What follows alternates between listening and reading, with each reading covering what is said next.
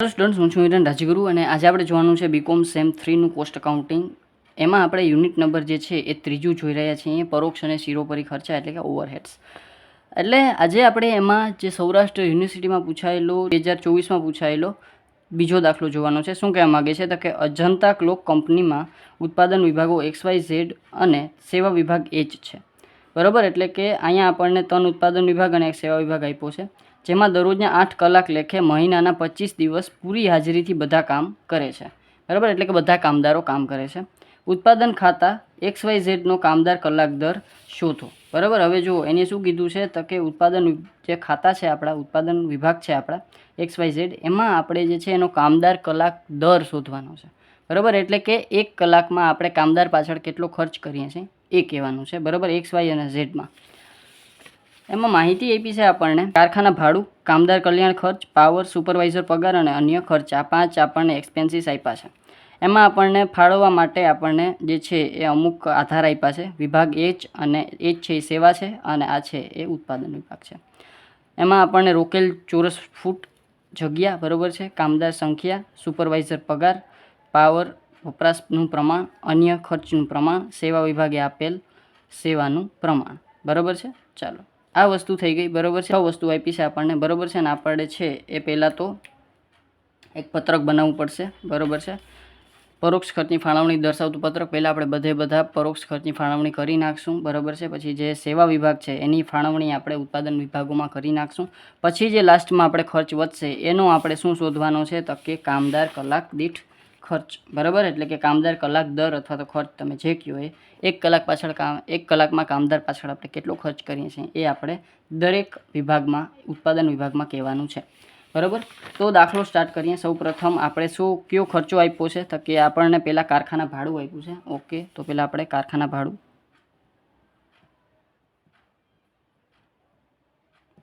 બરાબર, કેટલું આપ્યું છે તો કે 500 રૂપિયા. તો કારખાના ભાડાને આપણે કેમાં કન્વર્ટ કરી શકીએ, કેમાં આપણે એનો આધાર લઈ શકીએ તો કે રોકેલ જગ્યા. બરાબર, તો રોકેલ જગ્યા આપી છે આપણને. કેટલી આપી છે તો કે 500, 600, 800, 600. બરાબર, તો 500, 600 છે તો 500, 600 છે તો એક ટેબલમાં તો ક્યાંય આવશે નહીં, માત્ર 0 કાઢીને પ્રમાણ લેવું પડશે. તો 5, 6, 8, 6. તો અહીંયા આપણે જે છે એ 5, 6, 8, 6 બરાબર પ્રમાણ લઈ લીધું. કારખાના ભાડાનો ખર્ચો કેટલો છે તો કે 500, અને આનો ટોટલ કેટલો થાય છે કે 6 અને 6 12, 12 ને 8 20, 20 ને 5 25, ટોટલ થાય છે 25. તો 500 ભાગ્યા 25 એટલે એ આવશે 20. ચાલો, તો 20 સારે આપણે મલ્ટીપ્લાય કરી નાખશું બધાને. તો કે 5 દુ ને 10, તો અહીંયા આવશે 1000. બરાબર છે, તો એક જ મિનિટ, 1000 નહીં પણ 5 દુ ને 10 એટલે 100. બરાબર, 5 દુ ને 10 અને 1 0 વધારાનો. પછી 6 દુ ને 12, 120, 8 દુ 16, 160 અને અહીંયા પાછો 120. બરાબર છે. ચાલો, પછી છે કામદાર કલ્યાણ ખર્ચા. તો અહીંયા આપણે કામદાર કલ્યાણ ખર્ચા. તો કામદાર કલ્યાણ ખર્ચા કોના આ પ્રમાણમાં હોય તો કે કામદારની સંખ્યાના પ્રમાણમાં. તો અહીંયા આપણે આધાર લેશું કામદાર સંખ્યા. બરાબર, તો એમાં કેટલા આપ્યા છે તો કે 10, 30, 40 અને 20. બરાબર છે, તો 0 0 કાઢી અને પછી મૂકી દઈએ આપણે 1, 3, 4, 2. તો અહીંયા આપણે પ્રમાણ લખશું 1, 3, 4, 2. બરાબર, ચાલો, તો ખર્ચો કેટલો છે તો કે 600. બરાબર, તો 600 ને આપણે 3 ને 2 5, 5 ને 4 9 ને 1 10, ટોટલ છે 10. એટલે કે 600 ભાગ્યા 10 એટલે કે 60.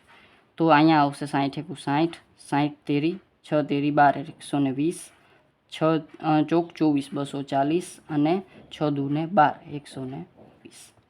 બરાબર છે. ચાલો, એક જ મિનિટ. 6 દુ 12, 6 તેરી 18, અહીંયા 180 આવશે, નહીં કે 20. બરાબર, 180, 6 તેરી 18, 6 ચોક 24 અને 6 દુ 12. ચાલો, તો આ વસ્તુ કામદાર કલ્યાણ ખર્ચા થઈ ગયા. પછી છે પાવર.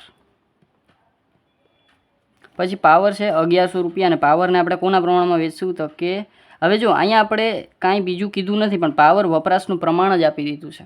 બરાબર, 12, 10, 15 અને 18. બરાબર, તો આ છે 10 3ના ટેબલમાં ના આવે, 15 2ના ટેબલમાં ના આવે, એટલે જે પ્રમાણ છે એ જ પ્રમાણ લઈ અને આપણે આગળ વધવું પડશે. 12, 10, 15, 18. તો અહીંયા આપણે લખશું આપેલ પ્રમાણ. બરાબર છે. કેટલું છે? 12, 10, 15 અને 18. તો 12, 10, 15, 18. બરાબર. ટોટલ કરી નાખીએ. 12, 10, 15, 18, 55. બરાબર. ટોટલ થશે 55. તો આ છે 1100 આપણો ખર્ચ પાવર. બરાબર. તો 1100 ખર્ચ છે એને ભાંગ્યા 55 કરીએ એટલે 20 આવશે. તો 12 દૂને 24 એટલે કે 240. 10 એટલે કે 200. 15 દુ 30 અને 1 0 વધારાનો. અને 18 દુ 36, 1 0 વધારાનો. બરાબર છે. ચાલો, આ થઈ ગયું 300 છે. પછી છે સુપરવાઇઝર પગાર. ચાલો તો વળી પાછું સુપરવાઇઝર પગાર.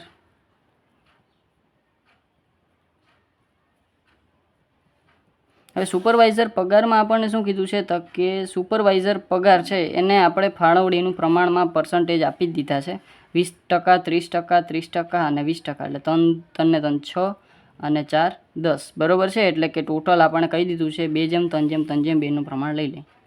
તો અહીંયા આપણે આપેલ પ્રમાણ જ લેશું.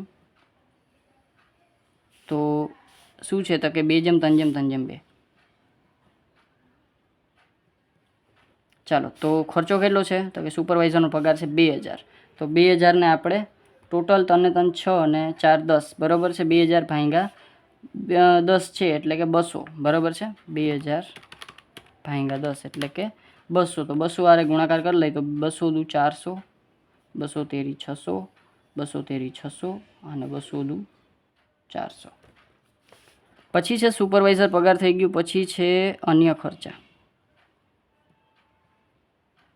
અન્ય ખર્ચાને આપણે શું કીધું છે? તો કે અન્ય ખર્ચનું પ્રમાણે આપણને આપી દીધું છે. તો અહીંયા આપણે આપેલ પ્રમાણ જ લેશું. બરાબર. કેટલું છે? 1 1 2 2. તો 1 1 2 2નું પ્રમાણ જ લેવાનું છે. તો કે 1:1:2:2. બરાબર છે. 1 1 2 2 પ્રમાણ આપ્યું છે. ખર્ચા કેટલા છે? તો કે 1200. અને આ ટોટલ કેટલા છે? 2 ને 2 4 ને 2 6. તો 1200 ભાંગ્યા 6. 200 આવી ગયા. તો 200 એકુ 200, 200 એકુ 200, 200 દુ 400, 200 દુ 400. બરાબર. આ પ્રમાણ થઈ ગયું.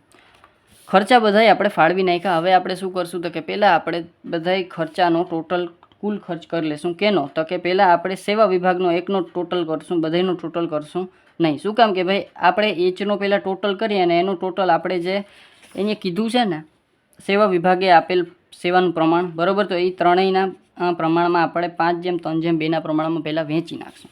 બરાબર. તો અહીંયા આપણે પહેલાં કુલ સેવા વિભાગ એચનો ખર્ચ. બરાબર છે. કુલ સેવા વિભાગ એચનો ખર્ચ અથવા તો કુલ એચનો ખર્ચ એમ લખી નાખું તો પણ ચાલે. તો અહીંયા આપણે પહેલાં એચનો ખર્ચ ટોટલ કરશું. 100, 60, 240, 400 અને 200 એટલે 1000 આવશે. ચાલો તો અહીંયા 1000 આપણો કુલ સેવા વિભાગનો ખર્ચ આવ્યો. બરાબર. હવે આ સેવા વિભાગનો ખર્ચ આવ્યો ને એને આપણે કેના પ્રમાણમાં? તો કે એને આપ્યું છે. જો સેવા વિભાગને આપેલ સેવાનું પ્રમાણ આપ્યું છે. તો 50, 30 અને 20 એટલે કે 5:3:2ના પ્રમાણમાં અથવા તો 50%, 30% અને 20%માં આપણે ફેરવી નાખવાનું છે. તો અહીંયા આપણે એ જ ખર્ચ છે એને આપણે એચના ખર્ચને જે છે એ 5:3:2ના પ્રમાણમાં ફાળવતા. બરાબર. તો અહીંયા તો -1000 થઈ જશે. બરાબર. અહીંયા તો પૂરેપૂરું -1000. બરાબર. અને 1000માંથી 50% એટલે કે 500 રૂપિયા આને. બરાબર. 300 રૂપિયા આને અને 200 રૂપિયા આને. બરાબર. આપણે કાંઈ નથી કર્યું, ફાળવી નાખ્યા છે ખાલી. બરાબર છે. ચાલો હવે અહીંયા આપણે ટોટલ કરી નાખીએ કુલ જે છે એ ખર્ચા, કુલ પરોક્ષ ખર્ચ.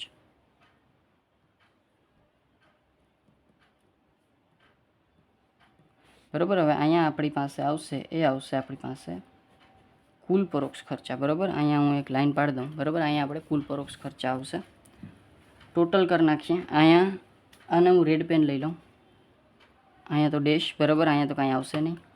120, 180, 200, 600, 200, 500 એટલે કે 1800. અહીંયા આવશે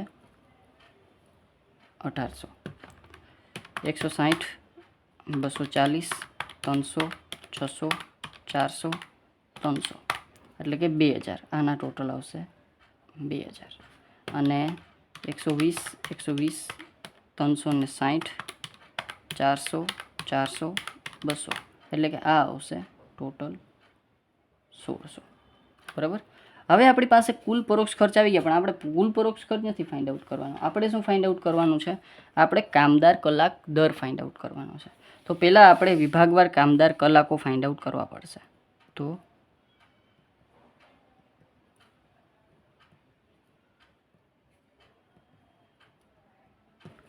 બરાબર છે, વિભાગવાર કામદાર કલાકો. હવે જુઓ એને શું કીધું છે, તો કે પહેલાં આપણે જે છે એ માસિક કલાક ફાઇન્ડ આઉટ કરવા પડશે. ક્યાં? તો કે માસિક કલાક.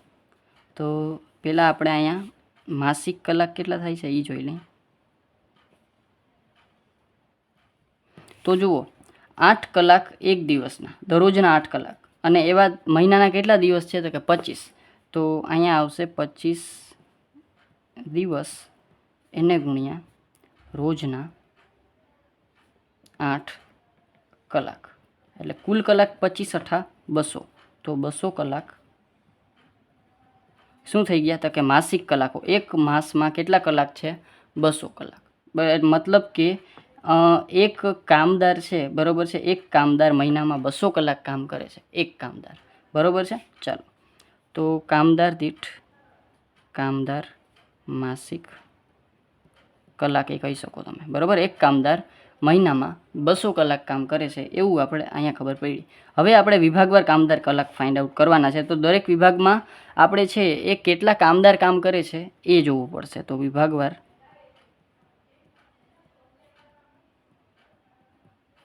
કામદાર કલાક બરાબર. હવે જે છે કામદારની સંખ્યા અને એને ગુણ્યા જે છે એ કલાક કેટલા કલાક કામ કરે છે? તો કે માસિક કલાક કામદાર કલાક, બરાબર. માસિક કામદાર કલાક ટોટલ એ કેટલા કલાક? એક કામદાર છે 200 કલાક કામ કરે છે, બરાબર. તો કામદાર કલાક દીઠ આપણે લેવાનું છે.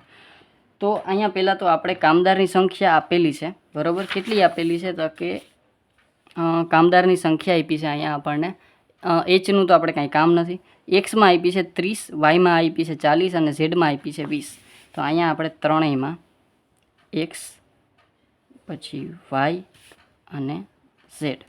એક્સમાં આપી છે 30 અને માસિક કામદાર કલાક છે 200 એટલે 2 તેરી 6 એટલે કે અહીં કામદાર કલાક થઈ જશે 6000 એટલે કે ટોટલ કલાક, બરાબર, કેટલા? 6000 કલાક કામ થાય છે, બરાબર. પછી અહીંયા આપણી પાસે જે છે એ વાયમાં કેટલા કામદાર આપ્યા છે? તો કે 40 કામદાર એક મહિનામાં 200 કલાક કામ કરે છે, બરાબર. 40 કામદાર 200 કલાક કામ કરે છે. તો 4 દૂને 8, 8000 કલાક શું થઈ જશે?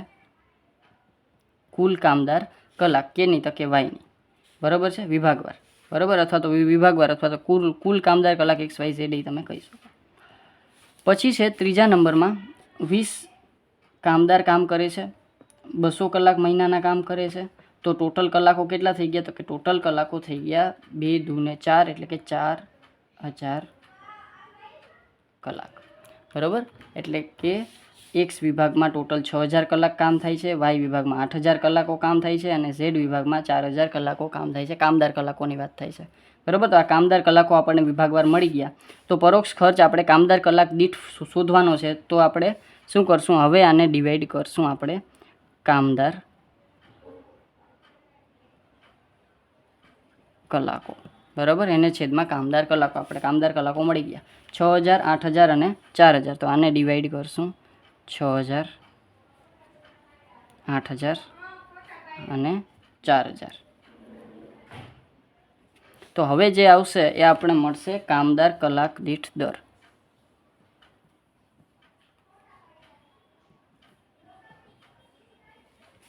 અથવા તો કામદાર કલાક દીઠ ખર્ચ દર તમે જે કહી શકો, બરાબર છે.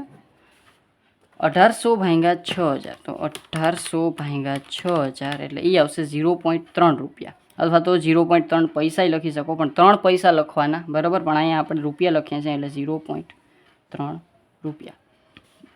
પછી 2000 ભાગ્યા 8000 આવશે 0.3 રૂપીસ અને 1600/4000 એ આવશે 0.4 અથવા 40 કંઈ પણ સર અમારે ત્યાં 0 છે તો 0 પણ તમે લખી શકો. 0.3 એટલે 0.30 એ થાય બરાબર. 0.4 એટલે 0.40 પણ તમે કહી શકો. તો આ આવી ગયા આપણી પાસે શું તો કે કામદાર કલાક દીઠ ખર્ચ અથવા તો દર બરાબર. અને આ થઈ ગયો આપણો સૌરાષ્ટ્ર યુનિવર્સિટીમાં પૂછાયેલો ડિસેમ્બર 2024નો દાખલો બરાબર છે. છતાં કાંઈ પણ જાતનો ડાઉટ રહી ગયો હોય તો મને કોમેન્ટમાં પૂછી લેજો. અને જો વિડીયો તમને ગમે, તમને ખબર જ છે, લાઇક શેર સબસ્ક્રાઈબ જરૂરથી કરી નાખજો જેથી કરીને આવતા વિડીયોઝ તમને સરળતાથી મળતા રહે. Thank you.